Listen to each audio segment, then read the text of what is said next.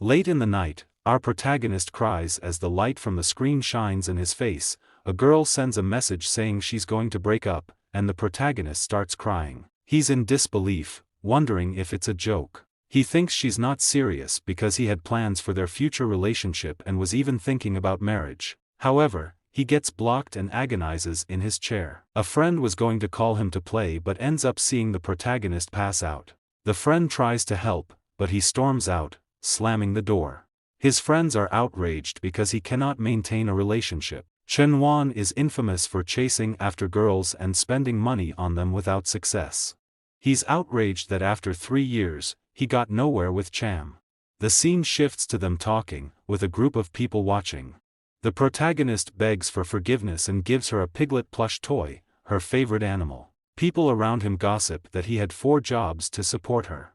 Chuang explains that everything is fine, but after some thought, she realized she wanted to get back with her ex. The protagonist knows her ex and calls him a jerk, telling her that her ex cheated on her. Suddenly, a car appears, and a guy calls her to get in, while she says this way is better. At the convenience store, the protagonist is devastated. As a bootlicker, he thinks he will never have a relationship, but a system appears showing his information, named Chen Yuan with 230 Chinese coins in personal wealth and 1 strength point. It also shows another piece of information saying he has 90 billion Chinese coins to be a dog licker. He wonders what's happening.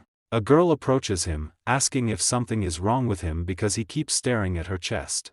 The protagonist looks at her and starts analyzing her stats. The system shows her name is Shu Lu. She is 21 years old, 165 centimeters tall, weighs 49 kilograms, and is almost an 8 in appearance. Her favorability towards the protagonist is -50. The system informs him that if a chosen woman reaches 95 favorability points, she can become his bootlicker. The protagonist is confused, wondering if he has to use the 90 billion given by the system on women. The system informs him that the 90 billion coins can be spent and that they have been credited to his card.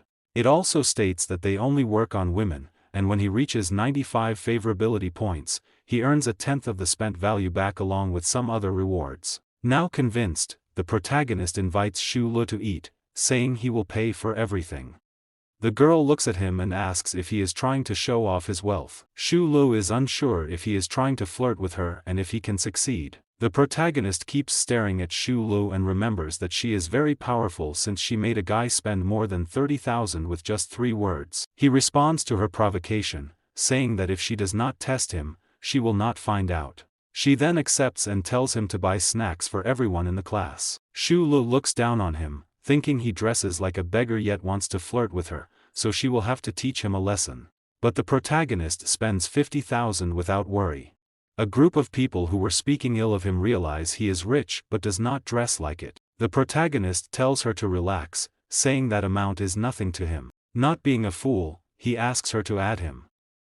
Shu Lu is confused, wondering if he is a second-generation rich kid, implying he inherited everything and is a multi-millionaire. She says she can add him, but he must go to a special place first.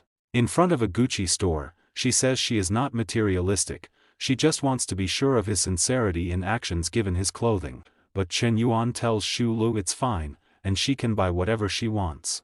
Entering the store, the protagonist sees his ex, accompanied by a guy. She and Junai are talking about a bag she's trying on. Shu Lu notices the protagonist is not alone. Shu Lu asks the protagonist if that is his ex-girlfriend, saying it is not a good time for them to be there. He says there is no bad time, they arrive at the perfect moment. Shu Lu asks a store clerk if they still have the spring collection bag. The clerk responds they only have 1 unit left, but Chuang is trying it on. Chuang tells Junai that her birthday is coming up. He is confused, remembering that her birthday was recently, but she explains that the previous birthday was based on the lunar calendar and asks if he knows people also have birthdays based on the solar calendar.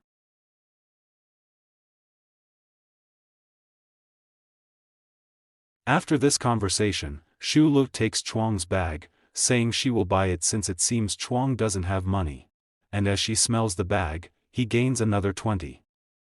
He is excited, thinking about how money improves things and that the bag made him gain 60 points. At this rate, he will quickly reach the top of her favorability. The problem is that if he reaches 95 favorability with her without spending much, only buying those cheap bags, he won't get much money back. The store attendants seem confused, saying that some guys appear rich but don't like to spend on their girlfriends, while the poorly dressed protagonist is giving Shulu the best. Chuang is left humiliated on the floor while Shulu stands there saying that a bag is like a boyfriend, it's good to hold on tightly. Chuang, with tears in her eyes, bumps into him, saying he's gone too far. Huh, Chuang, you still have a lot to suffer, the protagonist says. But with her aggressive move, the protagonist activates the system's second relationship. It begins to show her information.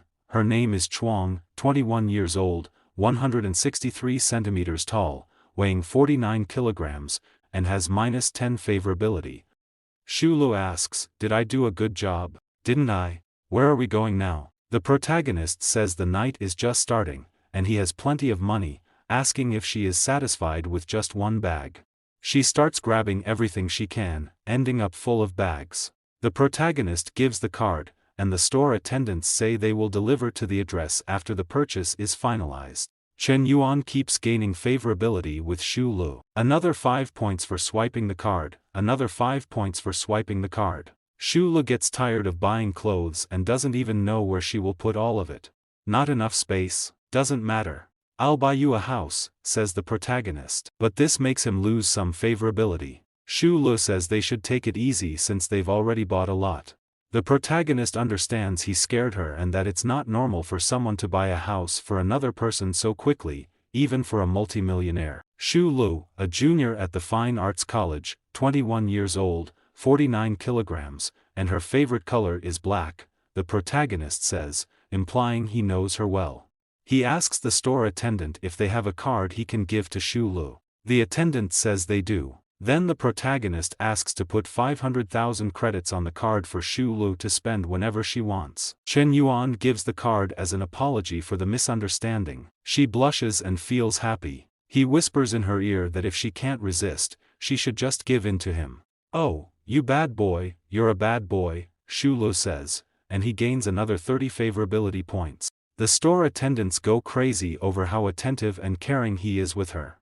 The protagonist says that having money makes it much easier to flirt with people. Shu Lu asks him if even though he buys a lot for her, he doesn't buy clothes for himself. The protagonist says he doesn't have much money. Shu Lu, wanting to impress the protagonist, takes him to buy some clothes. She starts spending the 50,000 her father sent, paying for a haircut, some clothes, and sneakers. Shu Lu is impressed seeing the protagonist with a new haircut and sneakers, and he gains another 5 favorability points. Another 5. Another 5. She puts her hand on Chen Yuan's chin and says there's nothing wrong with him, she just thinks now they make a good couple. She thanks him, saying it was a very special day. Now, Zolu has 68 favorability points. Back at the dormitory, his friends ask what he did all day and why he is all dressed up. Keenan says he was on a date with Leah. His friends give some advice, reminding him that not long ago he was heartbroken over his ex, and now he is with Su Lil. They suggest he stay away from her, warning he will end up very poor. The protagonist thanks them for the advice. Then he receives a notification from Chuang, saying that if he hates her, it's best to delete each other's numbers. Chen Yuan looks at the phone, contemplating how he will increase favorability with her since she wants him to delete her number but he wants to earn money with her. Of course not, how could that be possible? You always have a special place in my heart, the protagonist says, sending the message. She responds, saying she is not with that guy because she wants to be, but because her mother is sick and needs 50,000 for medical procedures. Chuang is astonished, realizing she was only playing with him, and receives a notification of 50,000 that the protagonist sent. Chuang's friend asks who sent that money. She responds that it was her ex. Wait, Chen Yuan, didn't you dump him today? That loser is this rich? Chuang starts wondering if she made a mistake by leaving him. Even after he sent 50,000 to Chuan, he only gained 5 favorability points. She bombards Chen Yuan with questions, what he meant by sending the money, where he got all that money, why Su Lilo was with him, why he didn't buy a bag for her, and if he might be a second-generation rich kid. The protagonist silences her after she sends 15 messages in a row and wonders if there's a more enjoyable way to spend money. He finds a girl doing a live stream, but there are only a few minutes left until she closes. She gets frustrated and asks if anyone's going to send gifts or if she should end the live stream. The protagonist sees that he can send up to $1 million and thinks it's much better than buying bags. He starts a frenzy of sending multiple gifts. The girl thanks him for sending a rocket, but then 100 rockets appear on the girl's screen. The people in the live chat get angry, wondering who sent all the gifts. Chen Yuan realizes that someone with a lot of money gets a lot of attention and sends 900 more rockets, causing her phone to crash. The company where the girl does her live streams, an employee informs the boss that something incredible happened. A guy spent 10 million on Sham's live stream. The staff goes wild, unsure if the protagonist is laundering money through the site or if he is affiliated with the company. All the other girls doing live streams see the protagonist's nickname and are amazed that he spent 10 million on Sham's live stream, trying to send him messages in his DMs. Chen Yuan just watches as the messages come in. The girl that received the gifts wonders if it's all real, but then a guy with a sign comes over saying he needs to get the protagonist's contact information and will get a raise for it. The girl sends him a message thanking him for the gifts and asks if he is still in the live chat since she's about to close. But Chen Yuan had gone to sleep after spending money all day. The next morning, his friends are looking at news online about a guy who spent 10 million on a girl's live stream, discussing what they would do if they had that kind of money. The protagonist realizes he spent all that money and didn't create any kind of relationship with her, so he opens TikTok and sees a bunch of girls sending him messages. One girl says she is 28 years old and divorced, asking if he wants to meet her. She is frustrated since the protagonist doesn't respond to her messages, inviting him to her studio and saying she's waiting for him. He isn't very excited about these messages since he doesn't gain any favorability. His friends are still discussing the amount of money and getting ready to go out. The protagonist asks his friends where they are going without him, and they respond that they are going to see the goddess Jia Yuki and are going early because they want to see her up close. His friends ask if he had forgotten because normally he runs ahead just to be there from the moment she arrives until she leaves. A system shows her information. Her name is Xia Yuki, she is the beauty of the campus, the vice president of the student council, and the dream of all the students. She's level 10 in piano, an athlete, a professional in ballet and fencing. Her incredible talents make it extremely difficult for any guy to get close to her, an unattainable woman for all the boys in college. In the last 3 years, no one has been able to get close to her. The protagonist feels challenged since she is the most difficult girl, meaning he will have to spend more money. Chuang is nearby talking to a friend, saying that Chen Yuan only learned how to dress up after they broke up, and says she's afraid he and Junkai will fight because of her. Her favorability is only going up, gains another 10, gains another 10. The protagonist is annoyed, saying that favorability is only going up because he dressed up, but it's all nonsense. His real focus is Xia Yuki. One of the guys nearby is talking about wanting to see how his boss will win over the goddess Xia Yuki and says she will fall in love with him. He approaches her asking for her contact information when another guy comes up asking what he is doing. He doesn't care about what that guy is saying and continues talking to her, insisting that she add him, saying he wants to get to know her better and be friends with her.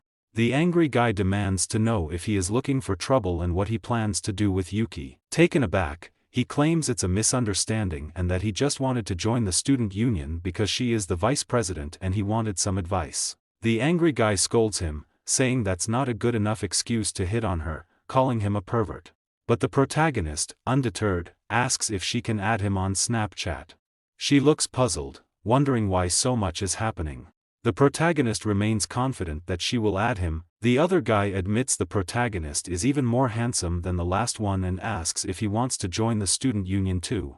The protagonist replies no, he doesn't care about the student union. The guy is confused why he wants her snap. Keenan says he just wants to pursue her. Students from another class watch, noting another guy trying to talk to her, but at least the protagonist is bold. Xia Yuki decides to give him her contact information, but Chuang's friend asks what's going on between them. I like beautiful women. Why should I hide that? Sometimes the simplest approach is the most effective. What woman doesn't like being pursued, says the protagonist. It shows that he has formed a bootlicker relationship with her but with zero favorability. He's happy but confused since she gave her contact to someone with zero favorability. Outside the class, his friends say he nailed it by getting Yuki's contact since he used to seem like a bootlicker and now looks confident.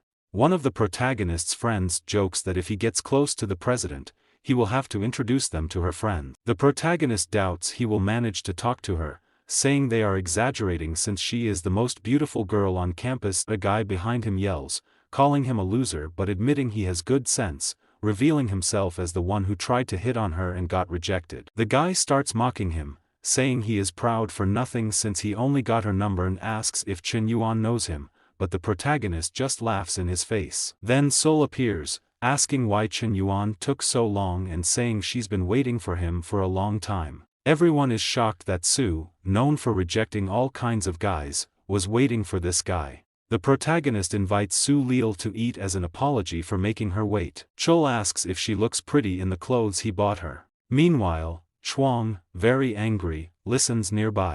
The protagonist replies that no girl looks pretty just because of clothes. The couple walks off, everyone watching them. The rejected guy says he doesn't understand, he was just one step behind the protagonist but stops complaining when he sees Chuan nearby, asking who that girl was. Shul hands him a drawing she made of him, saying she stayed up all night drawing, and if he throws it away, she will never forgive him. The protagonist says it's the first time since he was born that he's received a gift from a girl, and she asks if he liked it. He stares at her and asks if all this is just a game to keep him. Shul wonders if he liked the drawing as he doesn't seem very happy. He asks if she will give him better gifts in the future than just drawings. She gets angry and asks for the drawing back. He says he won't return it and will keep it as a family heirloom. The protagonist tells her he likes her more as a person than any gifts she could give. She is impressed by how good he is at flirting, another 5 favorability points. The protagonist thinks she wants him to become her pet, but he plans to use her to make more money. A guy steps in and asks Shil if she's planning to do her nails, and also wants to know who the protagonist is, mentioning that he seems rich. Our protagonist figures this guy is just another one of Shil's followers, which he notes happens a lot. Shil responds that she doesn't know who he is and that he doesn't control her. The protagonist steps forward, introduces himself, and asks the guy's name and how long he's been following Shil.